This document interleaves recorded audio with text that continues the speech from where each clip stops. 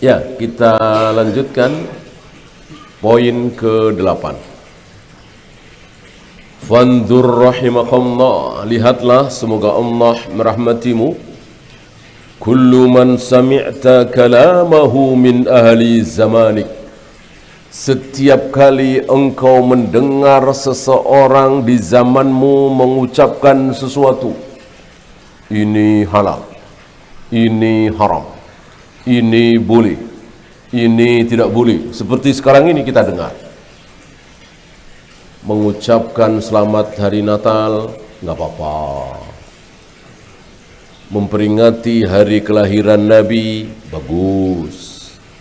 Mentahlilkan kematian 3 hari, 7 hari, 40 hari dan seterusnya, baik. Walaupun nggak ada contoh dari Nabi SAW. Dan seterusnya dan seterusnya. Apa kata beliau? Fala tu'ajjilanna, jangan buru-buru. Jangan buru-buru ambil. Jangan mentang-mentang itu fatwa MUI, itu ucapan fatwa Lajnah Daimah, itu ucapan syekh, ucapan ulama, tetap jangan buru-buru. Wala tadkhulanna fi syai'in minhu, jangan cepat-cepat masuk. Oh bagus nih, masuk. Seperti sekarang ini, beragama, ngaji, mengikuti hawa nafsu. Oh bagus nih, melihat di YouTube, melihat di internet, melihat di TV. Oh bagus nih, ayo ikut. Nah, kata beliau, jangan buru-buru. Jangan buru-buru ikut, jangan buru-buru masuk. Hatta tas'ala wa tandur, sampai engkau bertanya dan melihat. Hal takallama bihi ashabu Rasulillah sallallahu alaihi wasallam, apakah ini dulu pernah dilakukan oleh para sahabat? Apakah ini dulu pernah diucapkan oleh para sahabat? Ini patokan yang sangat kuat. Ini pedoman yang menyelamatkan kita. Jadi ada apa-apa, sahabat dulu melakukan. Ini yang mahdoh ya. Ini yang mahdoh. Yang ghairu mahdoh tidak perlu prinsip ini. Ya. Kok orang sekarang rame-rame nih ngirimin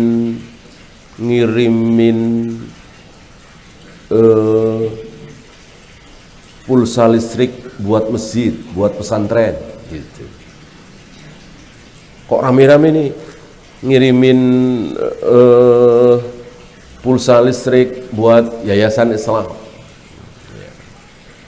Apa iya terus kita lihat para sahabat gitu. Apakah dulu para sahabat ada yang ngirimin pulsa listrik? Ya, tentu nggak masalah mau sahabat nggak lakukan. Kenapa?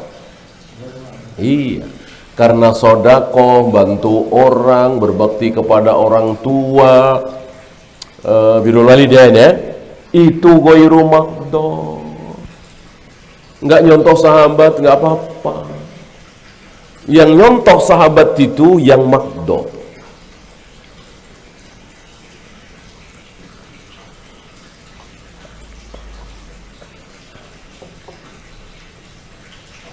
Lagi rame nih, berangkat ke Mekah seminggu, umrohnya 3 kali, 4 kali. Ya. Oh banyak nih marah. Lihat para sahabat. Apa iya para sahabat seminggu 10 hari di Mekah umroh berkali-kali? Apa 1 kali?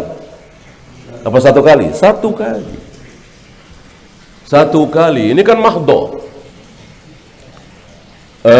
Umroh, haji, sholat, saum, azan, qomat, wudu, tayamum, tawaf, sa'i, ruku', sujud, doa-doa begini, zikir-zikir ini, zikir pagi, zikir petang, ini semua ibadah mahdoh. Maka tunggu para sahabat, mereka melakukan atau tidak melakukan, kita ikuti. Tidak melakukan, jangan. Mahdoh. Adapun ghairu mahdoh, bebas. Ya. Sekarang lagi rame nih ngirim duit transfer 7 juta 6 juta gitu. Untuk siapa? Untuk mahasiswa yang ada di Mekah, supaya mengumrohkan ayah kita, ibu kita, kakek kita, nenek kita. Nah, transfernya nggak masalah, tapi diumrohkan oleh yang bukan anak. Nah, ada sahabat seperti itu. Sedangkan dalilnya kan jelas. Itu pun kan ada di haji ya. Ada di haji. Dalam haji itu ada umroh jelas. Tapi kalau umroh sendirian ya butuh dalil mana? Ada badal umroh sendirian. Hadis yang ada di Bukhari itu kan badal haji. Ya Rasulullah, ayahku bernazar pergi haji, tapi belum kesampaian, beliau sudah meninggal. Afa ahujju lahu. Bolehkah aku menghajikan ayahku? Nabi menjawab, boleh. Boleh. Kalau ayahmu hutang kepada manusia, engkau yang bayar ketika ayahmu meninggal. Nah, sekarang ayahmu hutang kepada Allah, nazarkan hutang, maka engkau yang membayar, yang menghajikan. Siapa? Anak. Maka Nabi mengatakan ada kata-kata itu. Jadi bukan waqi'atul ain, oh kebetulan aja itu yang nanya anak. Enggak ya, enggak kebetulan.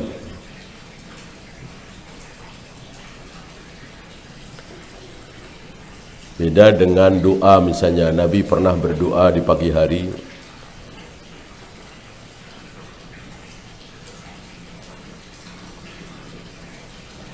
Allahumma inni as'aluka ilman nafi'an wa rizqan tayyiban wa amalan mutaqabbala. Itu pernah diucapkan oleh Nabi di pagi hari. Apakah disimpulkan bahwa doa itu harus pagi hari? Para ulama menjawab ini waqi'atul ain. Artinya ya kebetulan aja waktu itu pagi hari. Tidak diambil kesimpulan bahwa doa itu tidak boleh dibaca di siang hari, di sore hari, di malam hari. Bebas. Istilahnya waqi'atul ain. Ada juga yang berpendapat minimal 40 orang. Kurang dari 40 orang jamaahnya nggak sah. Kenapa? Karena Jumat pertama kali yang dilakukan oleh Nabi, sholat Jumat pertama kali itu 40 orang. Nah, ini waqi'atul ain. Kebetulan Jumat, kalau toh riwayat itu benar ya, kebetulan Jumat pertama yang dilakukan oleh Nabi itu jamaahnya 40 orang. Ini bukan syarat. Kalau kurang dari 40 orang berarti tidak sah. Itu waqi'atul ain. Istilah bahasa kita kebetulan. Seandainya hari itu Nabi sholat berjamaah Jumat kok 20 orang, disimpulkan 20 orang, ya tidak seperti itu. Ya. Waqi'atul ain tentu harus dibedakan. Mana yang waqi'atul ain, mana yang bukan. Kali ini bukan. Nggak bisa dikatakan kebetulan yang nanya anaknya. Kan Nabi ada kata-kata, jika ayahmu hutang kepada manusia, engkau yang bayar. Nah, ini ada kata-kata seperti itu. Sekarang ayahmu hutang kepada Allah, nazar pergi haji, ya engkau lah yang bayar. Ini bukan waqi'atul ain. Artinya, kalau keponakan, ya nggak bisa. Kalau adiknya, istrinya, ya nggak bisa. Apalagi tetangganya, apalagi cuman kenalan, apalagi nggak kenal. Satu di Jakarta, satu di Mekah. Cuman kenal lewat grup WA misalnya. Ya. Jangan buru-buru. Lihat para sahabat. Oh, sekarang lagi rame nih bikin sutroh pakai kayu, taruh di masjid-masjid. Nanti kalau jamaah mau sholat sunat, pakai itu sutroh. Karena masjidnya nggak ada tiang misalnya. Langsung kita ikuti, kita punya masjid, bikin begitu, nanti dulu. Lihat para sahabat melakukan apa tidak. Adakah riwayat para sahabat bikin sutroh dari kayu? dengan tujuan kalau ada jamaah mau sholat sunat biar pakai sutroh itu, biar mudah, biar enak. Kalau para sahabat melakukan, jangan ragu kita ikuti. Kalau tidak, jangan. Dan begitu seterusnya. Dan beliau mengatakan, hal takallama bihi ashabu Rasulillah sallallahu alaihi wasallam. Ini menunjukkan pemahaman beliau yang dalam. Beliau tidak mengatakan, lihat, apakah itu dicontohkan, diucapkan oleh Rasulullah? Tidak. Tapi sahabat. Sebab kalau dikatakan Rasulullah, ada. Adakah kebaikan ibadah yang belum pernah dilakukan oleh Rasulullah? Ada apa tidak? Adakah ibadah sunnah, ibadah yang bagus, ibadah yang berpahala, tapi belum pernah dicontohkan oleh Rasulullah? Adakah? Adakah? Ada. Rasulullah belum pernah melakukan sholat itu, tapi sholat itu tidak bid'ah. Rasulullah belum pernah melakukan puasa itu, tapi puasa itu tidak bid'ah. Apa? Puasa Tasu'ah. Dan Rasulullah belum pernah puasa Tasu'ah. Sepakat para ulama puasa Tasu'ah sunnah 9 Muharram. Kenapa? Karena para sahabat pada melakukan. Gitu. Dan ini bukan satu-satunya contoh ya. Mengumpulkan Al-Quran dalam satu mushaf kan belum pernah dilakukan oleh Rasulullah. Berjamaah salat tarawih setiap malam di bulan Ramadan, ini pun belum pernah dilakukan di zaman Nabi sallallahu alaihi wasallam. Memerangi sesama muslim tapi diperangi, belum pernah ada di zaman Nabi sallallahu alaihi wasallam. Khawarij. Tapi kita berani melakukan. Para ulama mengatakan itu sunnah, padahal belum pernah dicontohkan oleh Nabi sallallahu alaihi wasallam. Kenapa? Karena para sahabat melakukan, gitu. Karena para sahabat melakukan.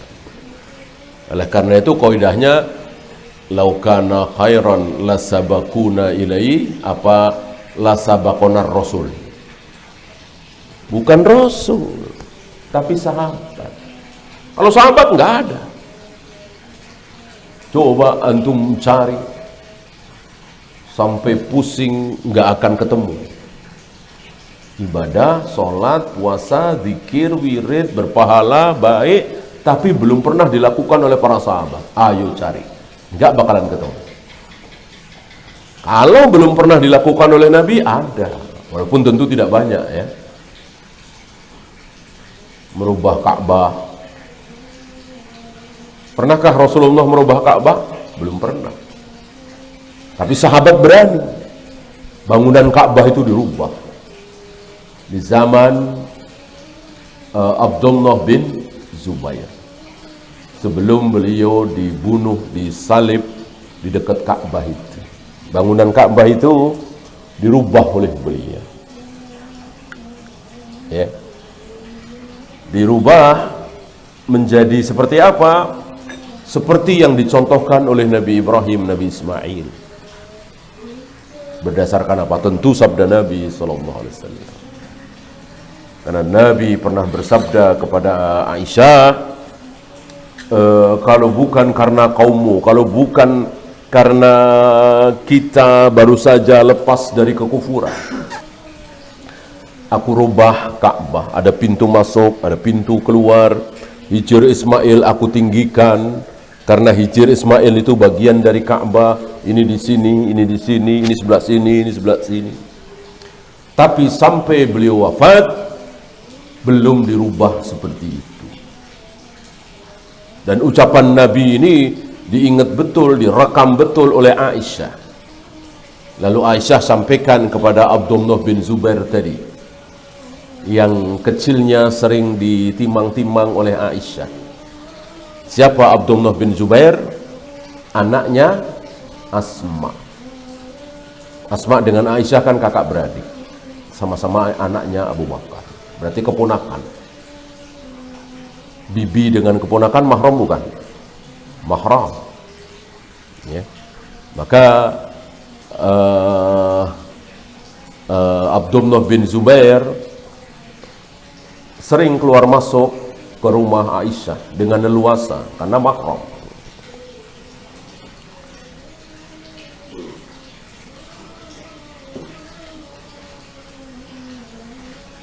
Ini dia kaidah yang sangat besar. Kalau ada ibadah mahdoh kok sahabat, udah buang jauh-jauh, kubur dalam-dalam, udah lupakan, gak bakalan benar. Gak mungkin ada ibadah mahdoh belum pernah dikenal, belum pernah dilakukan oleh para sahabat.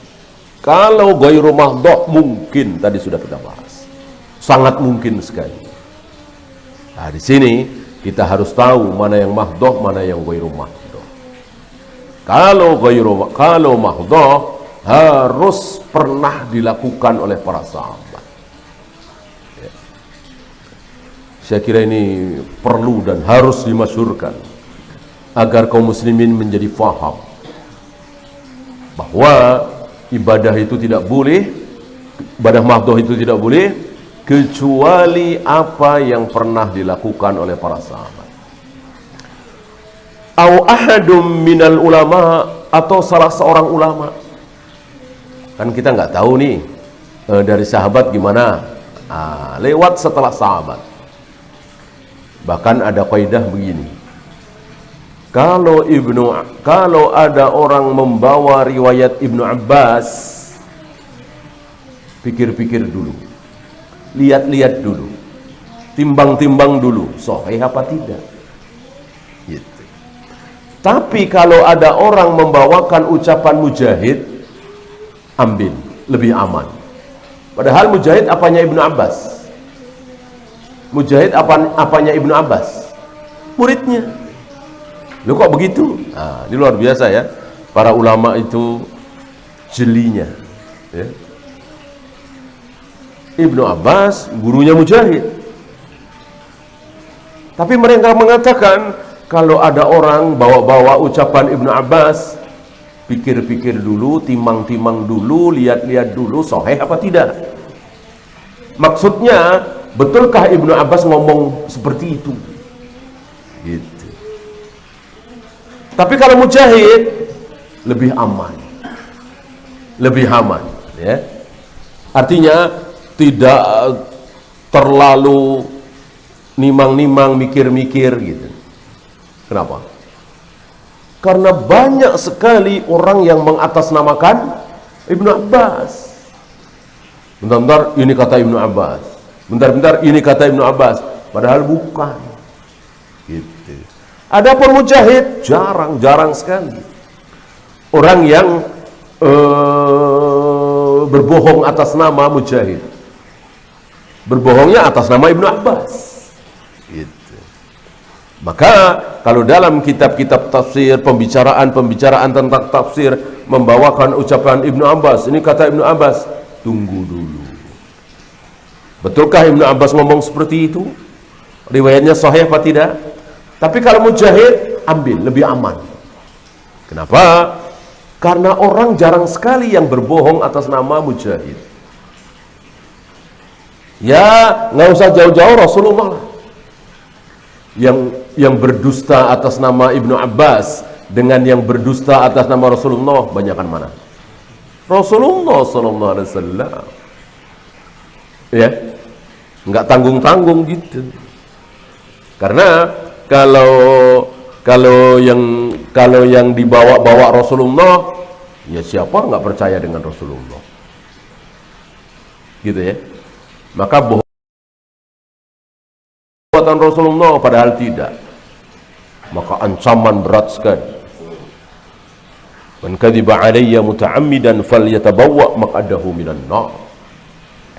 Barang siapa yang sengaja berdusta atas nama aku, maka siap-siaplah dia duduk di atas api neraka. Berat sekali ancamannya. Karena kalau udah ini kata Rasulullah, siapa yang nggak percaya? Ya. Alhamdulillah kita sudah diwanti-wanti, dinasihati oleh guru-guru kita, masyayikh kita, ulama-ulama kita. jangan ambil hadis dhaif. Kalau tidak betul-betul sahih dari Nabi, jangan. Ya. Fa in wajadta fihi atharan anhum, jika engkau mendapatkan ada athar, ada riwayat bahwa para sahabat atau ulama mengatakan seperti itu, melakukan seperti itu, fatamassak bih, jangan ragu-ragu, ambil, pegang, ikuti, lakukan. Gitu. Ya. Para sahabat mencukur jenggot segenggam, ada riwayat? Ada. Maka jangan ragu-ragu, cukurlah jenggot ketika sudah segenggam. Dan ini sunnah. Anda ada riwayat sama. Justru yang Nabi malah nggak ada riwayat. Saya kira itu belum pernah dengar Nabi bersabda, cukurlah jenggot kalian ketika sudah segenggam. Atau ucapan Aisyah atau siapa, aku melihat Rasulullah mencukur jenggotnya setelah lebih dari segenggam. Nggak ada. Tapi kenapa Syekh Albani berani, Syekh Utsaimin berani memotong jenggot segenggam? Karena ada perbuatan Abu Hurairah, ada perbuatan Ibnu Umar, ada perbuatan Ibnu Abbas. Setidaknya ada 3 sahabat besar ini yang mencukur jenggotnya segenggam. Tentu kita tidak mungkin berani mengatakan Ibnu Abbas, Ibnu Umar, Abu Hurairah menyelisih sunnah Nabi. Nggak bakalan kita berani mengatakan seperti itu. Berarti 3 sahabat besar itu berani mencukur jenggot segenggam karena beliau pernah melihat Rasulullah mencukur jenggot segenggam. Cuma tidak meriwayatkan, langsung dilaksanakan. Gitu ya. Begitu ya. Gak mungkin kita berani menuduh, jangankan 3, 1 aja. Ditambah nggak ada yang protes, nggak ada riwayat Aisyah protes, Ibnu Mas'ud protes, Bilal protes, Ali bin Abi Thalib protes dengan 3 sahabat ini. Kenapa kalian mencukur jenggot segenggam, itu bid'ah? Nggak ada contoh dari, nggak ada yang protes. Berarti sudah bisa dikatakan para sahabat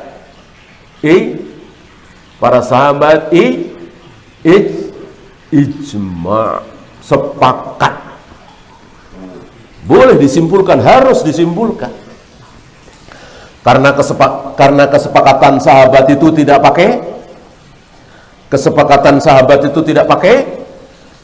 pakai tanda tangan, tidak pakai cap jempol, tidak pakai nunjuk jari, tidak pakai daftar, tidak pakai berdiri. Kesepakatan sahabat itu pakai apa? Pakai diem. Gitu. Ketika para sahabat diem, nggak ada yang protes, itulah sepakat. Para ulama mengistilahkan dengan ijma' sukuti, ijma' secara diam. Ya. Ketika tidak ijma', tidak sepakat, mustahil para sahabat diam, pasti protes. Seperti ketidaksetujuan Ibnu Umar terhadap istihad Utsman yang beristihad azan Jumat 2 kali. Azan Jumat 2 kali kan di zaman Nabi sekali, di zaman Abu Bakar sekali, di zaman Umar sekali, di awal zaman Utsman sekali. Setelah itu Utsman beristihad 2 kali. Ada yang protes? Ada. Yang sangat keras Ibnu Umar tadi. Berarti mengatakan azan Jumat 2 kali adalah sunnah sahabat, keliru.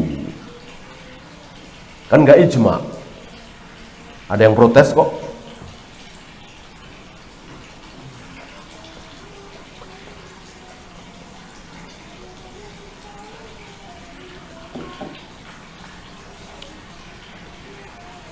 Wala tatajawazhu li syai'in, jangan menambah sedikit pun. Udah berhenti sebagaimana contoh para sahabat. Sahabat sampai di situ, ya udah di situ. Sahabat titik sampai di situ, ya sudah titik. Jangan melebihi para sahabat, nggak mungkin benar. wala tahtara alaihi syai'an fatasquta finnar, dan jangan membantah sedikit pun maka bisa terancam masuk neraka. Karena ancaman berat dari orang yang menyelisihi manhaj sahabat adalah neraka. Wa may yushakkikir rasula min ba'di ma tabayyana lahul huda wa yattabi' ghaira sabilil mu'minin. Barang siapa yang menyelisihi Rasulullah dan tidak mau mengikuti jalannya orang-orang mukmin. Orang-orang mukmin sini siapa? Orang-orang mukmin ketika ayat ini turun. Ketika ayat ini turun, orang mukminnya siapa? Siapa? Siapa kira-kira? Ada Imam Syafi'i? Ada Imam Bukhari? Ada Syalbani? Enggak ada. Enggak ada. Ketika ayat ini turun, surat An-Nisa, orang-orang mukmin yang ada siapa? Siapa lagi kalau bukan sahabat? Tabi'in aja belum ada.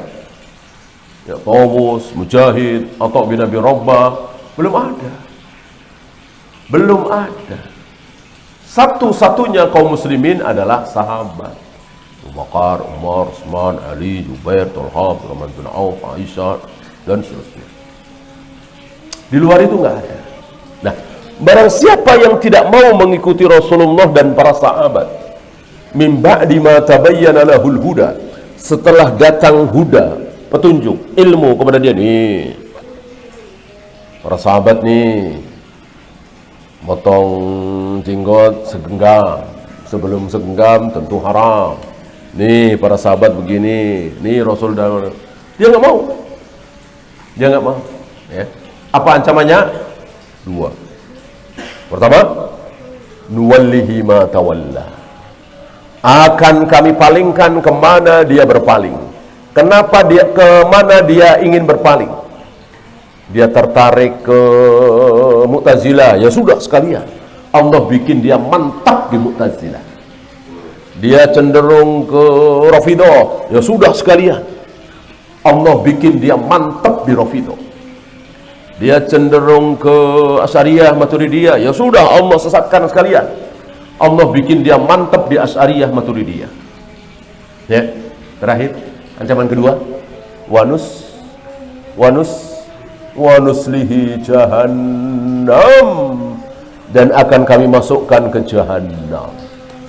Ini ancaman berat bagi orang yang tidak mau mengikuti para sahabat. Nggak main-main ini, nggak main-main, ya. Maka walaupun sepele di mata orang, kita ikuti para sahabat.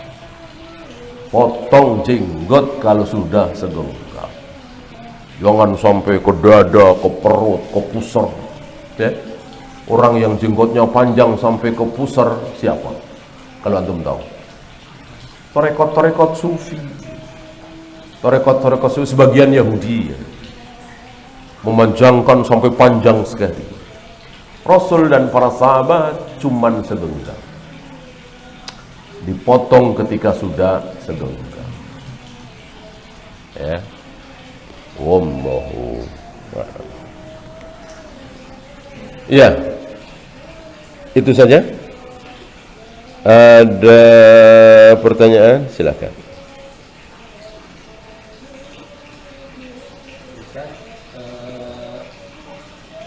Sunnah-sunnah yang dilakukan oleh para sahabat ketika sudah sebentar lagi masuk bulan Ramadan, itu apa saja yang bisa kita contoh dan tinggal beberapa bulan lagi?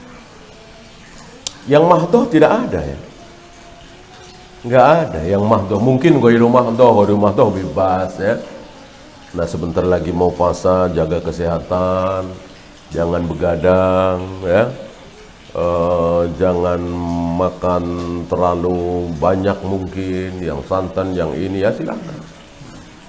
Yang mahdoh ya tidak ada. Orang mengatakan puasa Sya'ban, tidak. Puasa Sya'ban sudah jelas sunnahnya dari Nabi SAW.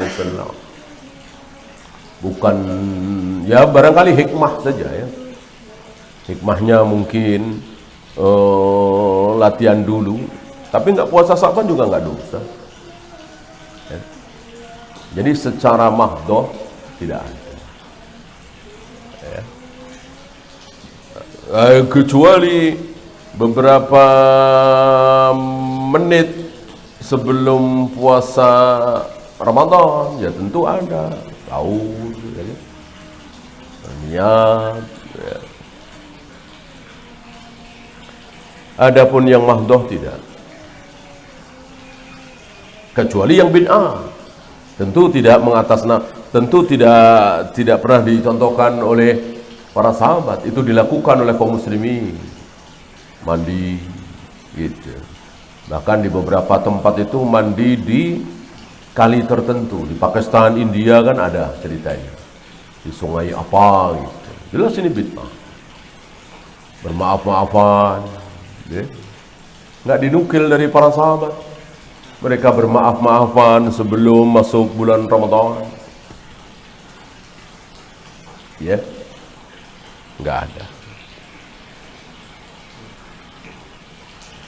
Meminta maaf hubungannya adalah dengan kesalahan, tidak ada hubungannya dengan bulan, hari, tanggal.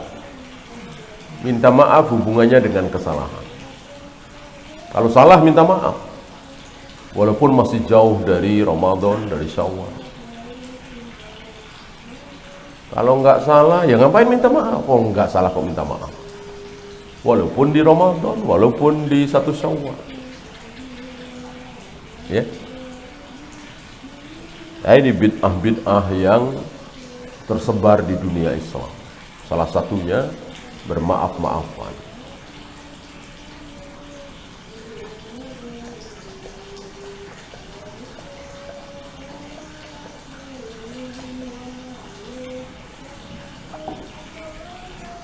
Taqabbalallahu minna wa minkum, bukan maaf-maafan ya. Itu kan saling mendoakan. Semoga Allah menerima amal kami dan amal kalian. Setelah salat Id, setelah salat Id, baik Idul Fitri atau Idul Adha, nggak ada bedanya.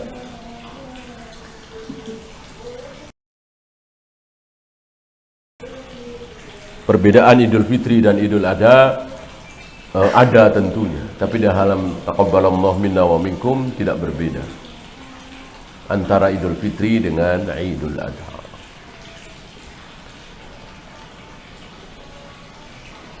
Wallahu a'lam.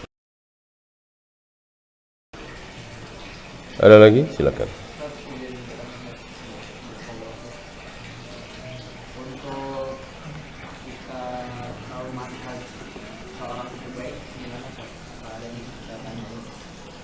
Benar kali ya. Kalau baik, ya orang banyak mengatakan semua agama kan baik tuh dalam masalah ghairu mahdhu. Mana ada agama yang nyuruh mencuri, nyuruh berzina, nyuruh memperkosa, nyuruh merampok, tentu tidak ada. Baik semua secara ghairu mahdhu. Benar semua? Tidak. Hanya Islam yang benar. Begitu pula manhaj. Bagaimana kita bisa tahu? Ya sulit. Kan biasanya kita orang awam, dia ustaz. Maksud kita bisa menilai ustaz? Maka minimal bertanya. Ya. Kecuali antum sudah belajar, nggak usah nanya. Begitu denger, oh nggak bener nih manhajnya. Gitu. Antum belajar, ya, terus belajar manhaj. Syarhus sunnah, usulus sunnah, kitabut tauhid, usul salasa. Hafal enggak? Nerangin juga nggak bisa, nyampein nggak bisa. Tapi ketika ada khatib berkhutbah, khatib ini profesor, doktor, lulusan Al-Azhar Kairo misalnya. Antum bisa? Oh nggak benar. Ngaco ini dokternya. Nah gitu bisa. Karena antum sudah belajar manhaj. Oh nggak benar ini, ya. Antum bisa menilai. Ya. Bahkan beberapa ulama ahlus sunnah baru salam, baru pembukaan sudah bisa membedakan. Ini bukan ahlus sunnah. Ya. Beberapa ulama ahlul hadis itu baru dengar hadisnya aja, oh ketahuan, ini nggak sahih. Ya tentu ditunjukkan dengan pembuktian berikutnya ya, sanadnya begini-begini. Tapi dari lafadznya saja ketahuan. Maka alangkah baiknya kalau terus kita duduk di majelis ilmu yang sunnah, terus yang sunnah. Coba antum hari Senin kajian sunnah, hari Selasa kajian Asy'ariyah, hari Rabu kajian Khawarij, hari Kamis kajian Maturidiyah. Kalau nggak puyeng itu kepala, ya nggak paham, tinggalkan semuanya kecuali yang ahlus sunnah. Insya Allah antum jadi paham. Ketika paham tadi ada orang salah ngomong, oh nggak benar, dia bukan salaf, gitu ya. Wallahu a'lam.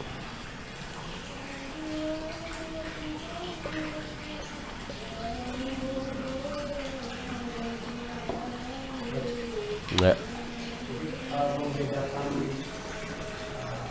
dalil tadi itu, bilangan tadi itu sebuah batas atau tidak? Sama, ini juga perlu bimbingan para ulama, ya. Ya sedikit banyak insya Allah antum bisa tahu. Misalnya Allah mengatakan langit ada 7, bumi ada 7, kemudian baca astagfirullah habis sholat 3 kali, baca Rabbik firli ketika duduk antara 2 sujud berapa kali? 2 kali. Kira-kira ini pembatas bukan? Pembatas. Insya Allah antum bisa tahu, karena memang tidak ada dalil lain. 2 ya 2, 3 ya 3, 7 ya 7, gitu. Berbeda dengan sabda Nabi,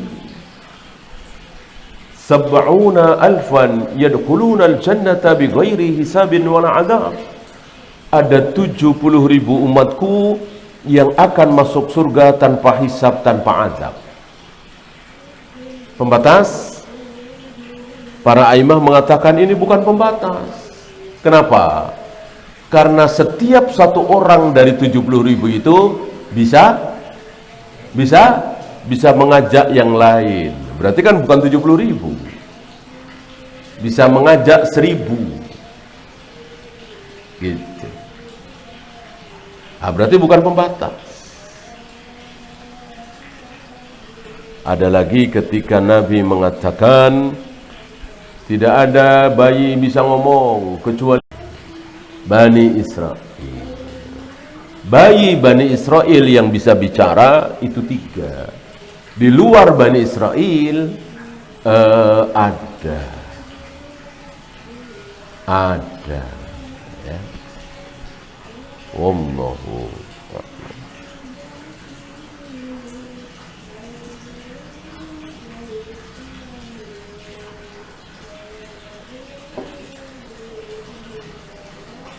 Yang tidak akan dilihat oleh Allah, yang tidak akan dibersihkan oleh Allah, yang tidak akan diampuni oleh Allah, dan akan mendapatkan pahala yang pedih.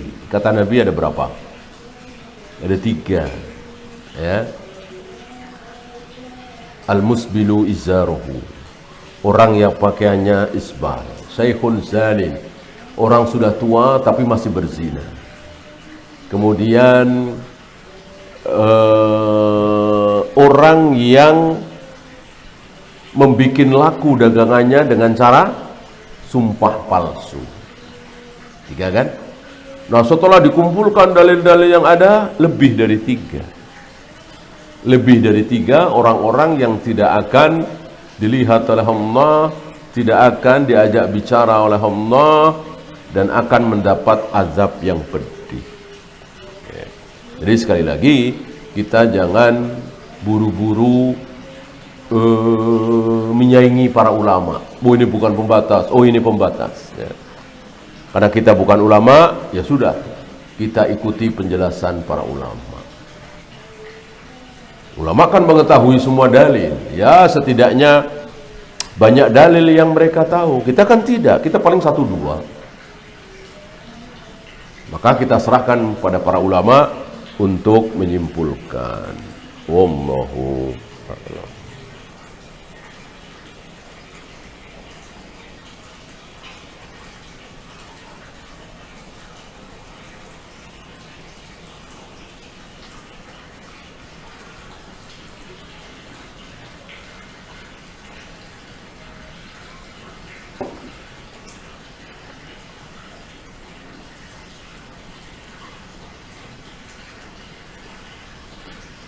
Ada lagi?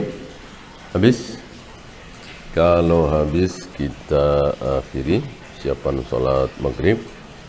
Subhanakallahumma bihamdika asyhadu an la ilaha illa anta astaghfiruka wa atubu ilaik.